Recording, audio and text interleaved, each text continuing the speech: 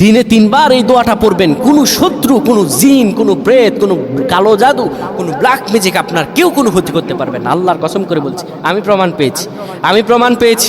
এই দিনে যদি 3 বার এই দোয়াটা পড়তে পারেন, কেউ আপনার কোনো ক্ষতি করতে পারবে না। আমি বিপদে পড়লে এই দোয়াটা সবসময় পড়ি।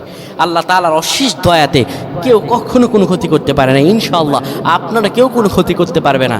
আপনি যখনই বিপদে পড়ে যাবেন, তার আগে সতর্ক হয়ে এই দোয়াটা পড়বেন। রাসূলুল্লাহ সাল্লাল্লাহু আলাইহি সাল্লামের স্পষ্ট পবিত্র জবান থেকে হাদিস, কেউ যদি বিপদের থেকে বাঁচতে চাও, সেই জন্য এই দোয়াটা পড়ে আল্লাহ তাআলা তাহলে তাকে সকল আকস্মিক বিপদ থেকে বাঁচিয়ে দেবেন। এই দোয়াটা আপনারা পড়বেন। দোয়াটি হলো বিসমিল্লাহিল্লাযী লা ইয়াদুররু মা ইসমিহি শাইউন ফিল আরদি ওয়ালা ফিস সামাই ওয়া হুয়াস সামিউল আলিম।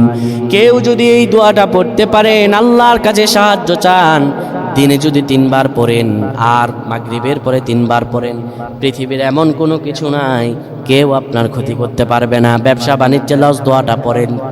জীবনটার মধ্যে বিষাদময় হয়ে গিয়েছে, দোয়াটা পড়েন, আল্লাহ তাআলা আপনাকে সকল বিপদ থেকে বাঁচিয়ে দিবেন।